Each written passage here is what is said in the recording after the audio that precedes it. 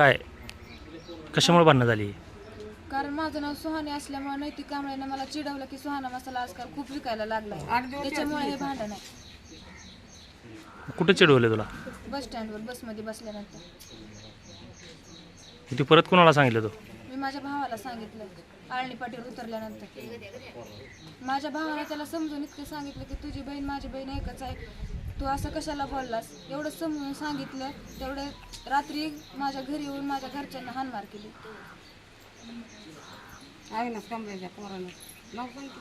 दादा काय तुझं काय आहे? काय तिने जी सांगितलं ती सगळं खरं आहे. मी त्याला घ्यायला नाक्यावर गेलो होतो आमच्या अळणीपाटीवर. तिनं मला सांगितलं असं असं मला नैतिक कांबळे चिडवलं. मी त्याला विचारायला गेलो, समजावून सांगितलं. त्याचा राग म्हणून धरून त्याने घरी येऊन हाणमार केली. पुन्हा कोणाला मारहाण केली? मला, माझ्या वडिलाला, आजीला. आम्ही तिघं सापाला बाबा आणि अनिकेत ती माझा राबण नातू एक बारका. सांगा. हां आता कालवा उठल्यावर ह्या पोरला मी हात अडवाय गेले, कशाचा कालवा उठलाय म्हणून. तर ही दोघं चौघजण उभा होती मारायला. मग मी ह्याला असं धरून ढकलाय गेले, ते त्यानं काय केलं, कोयतं उघडलं, ह्याला हाणाय गेला, ते मला हातावर लागलं, डोक्याला लागलं. मी पडस तर पुन्हा ह्याला मारलं. ह्याला मारिस तर बापत्याचा दिवस त्याच्या बापाला बी टाकलं ठोका. कशामुळं? ठीक आहे, ह्या भांडणामुळे ह्या पोरीच्या, ह्या पोरीच्या प्रकरणामुळे. तर दुसरं काय त्यांच्या पोटात करून आहे. कोण कोण होती ती? गणेश कांबळे एक होता, आता मला तर नाव माहिती नाही. ते गणेश एक होता, ते काय पवन एक होता, आणि ती बारकी आता एवढं मोठी मोठी पोरं, त्या पोराच्या माळावर गेल्यापासून ओळखीच नाही ते आमच्या. आम्ही मात्र समाजाचं सवय. आपण मी त्यांना माहिती नाही का, मी बी त्याच लोकात. मला काय करायचंय, कोणाचं काय करायचं आणि सावरायचं. मी बी त्याच लोकातली आहे, मी बी त्यांच्याच वागलेली आहे. मातक समाजाचीच आहे मी बी. गाव आमच्या 7 वाजता 7:30 वाजले होते. मग मी 8 वाजले होते. मी जेवाय बसले होते, मी उपास सोडायले होते. तर त्यांच्या 2 गाड्या आल्या. मग हे आमचा सोम डॉलर टाकीपाशी उभा होता. तिकडून त्याला एक चापड मारून तरी ती आईवाला सांगितलं नाही. मग तिथे येऊन उभा राहिला.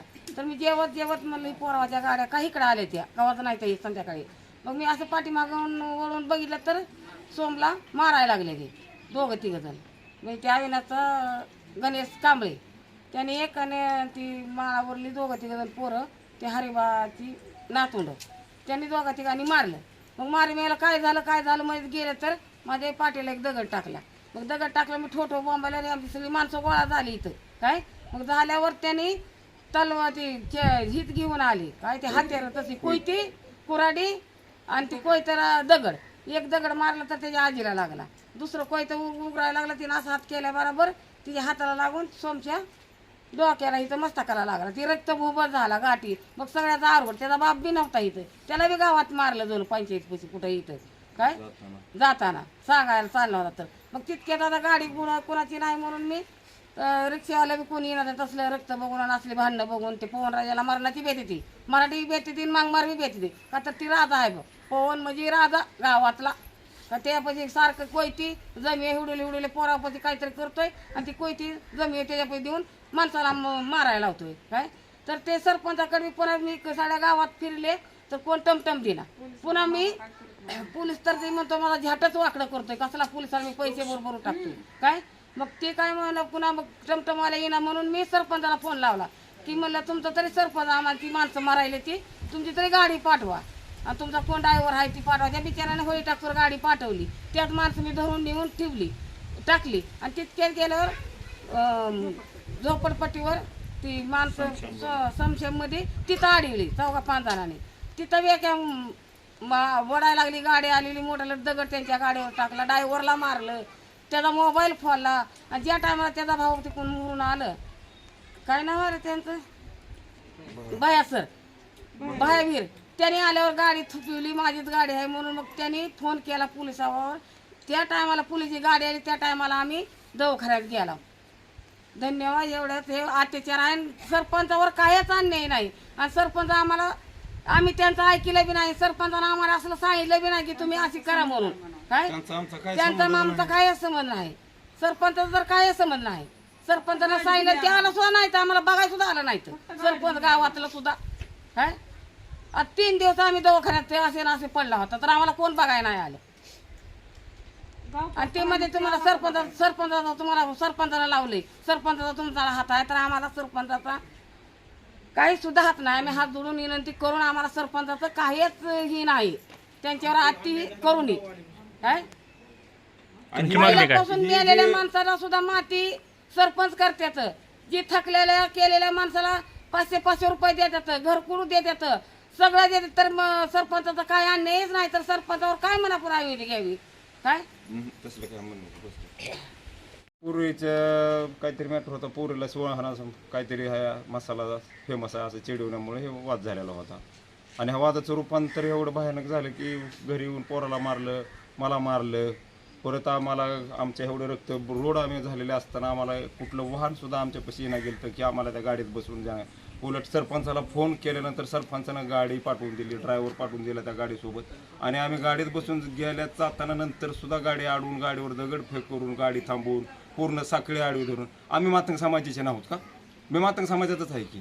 तो जर मातंग समाजाचा एवढा कार्यकर्ता मान होता तर आज 5-6 दिवस झाले आमच्यावर अत्याचार होऊन एक जण सुद्धा मातंग समाजाचा आम्हाला बघायला सुद्धा आला नाही. कुठं तुम्हाला लागलं आणि कुणी मारले हे विचारायला सुद्धा आलं नाही. एवढी दहशत जर आहे त्याची. मग हे कशामुळे मातंग समाजाचा, कशावर नाही मातंग समाजाचा कार्यकर्ता? हां, ही सर आता आम्हाला ज्यानं मदत केली सरपंचाने, त्यानं आम्हाला पुढे केले. कशावरून त्यानं आम्हाला पुढे केले? अख्खा गाव माझ्या पाठीमागं आहे उभा. कारण का आम्ही कोणाच्या लाडी लाबाडीतच नाहोत. तर कशामुळं त्या सरपंचावर तरी काय म्हणून आरोप लावायचा की ह्यानं असं केलं तसं केलं? सरपंचाच्या ह्याच्यात काड्याची सुद्धा चूक नाही. अख्या गावाला सरपंच मदत करतो. मग काय सरपंचानं प्रत्येकाला पाठीमागच घातलंय का? प्रत्येकाची ते सावरूनच करते का सरपंच? त्या सरपंचाचं कामच आहे ना गावात, बाबा गाव शांततेत राहिले पाहिजे, गाव आनंदात नांदलं पाहिजे, हे त्या सरपंचाचं काम आहे. ह्याच्यात सरपंचाचा काहीच उल्लेख नाही. आणि याला कुणीही तसलं जातीय त्याचं वळण देऊ नये. जे काय माझ्यावर अन्याय अत्याचार झालाय, ही अन्याय अत्याचाराचा क्लिअर न्याय निवाडा व्हावा एवढी प्रशासनाला माझी विनवणी आहे. आणि ही जे काय सरपंचावर जे काय गुन्हे खोटे लावलेत हे सब खोटे आहेत.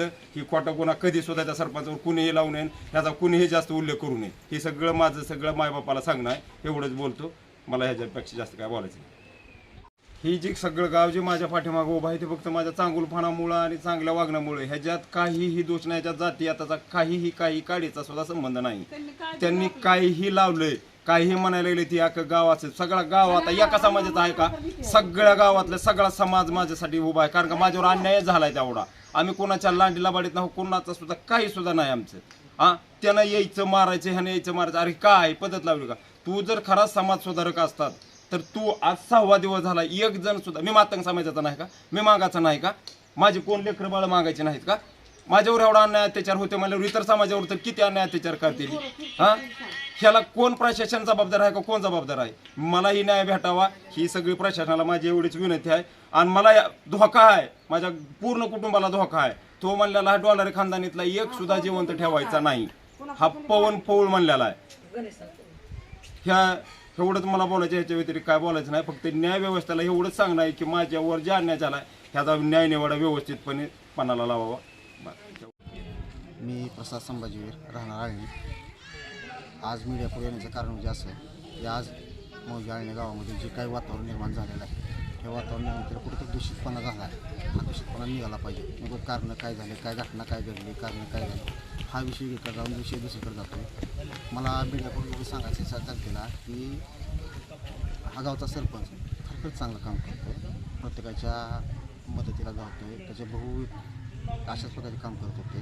त्या कामाचा वारसा यांनी तसाच घेतला. काम आज चांगलं केलं. आज जी काल घटना घडली की काही लोक म्हणजे आपल्या गावातली मुलगी म्हणली की ती कुठल्याही जाती धर्माची असो, ती गावाची मुलगी असते, त्या घटना काय घडली असेल त्या घटनेचं निरीक्षण करणं काम हे त्यांचं बी होतं.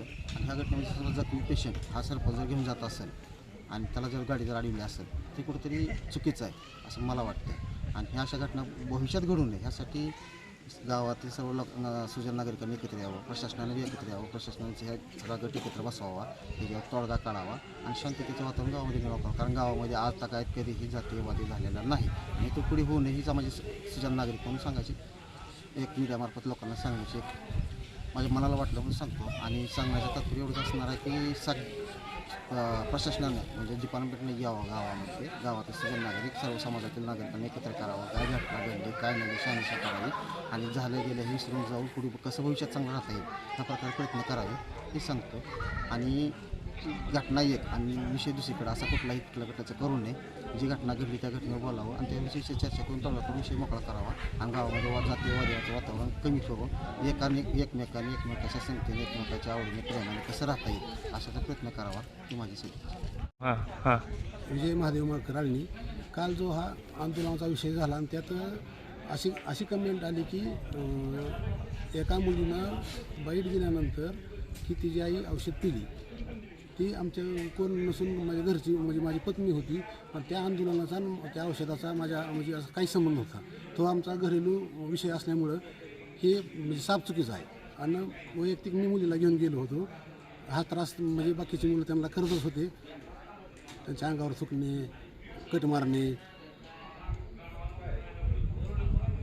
अजून काय त्रास होता? मग तुम्ही स्वतः वैयक्तिक घेऊन गेलता का? ते म्हणले होते असं बळजबरीनं त्यांना मुलीला घेऊन आले म्हणून. ते घेऊन गेलो होतो, बळजबरी नाही. तुम्ही आंदोलनात होता का? होतो ना.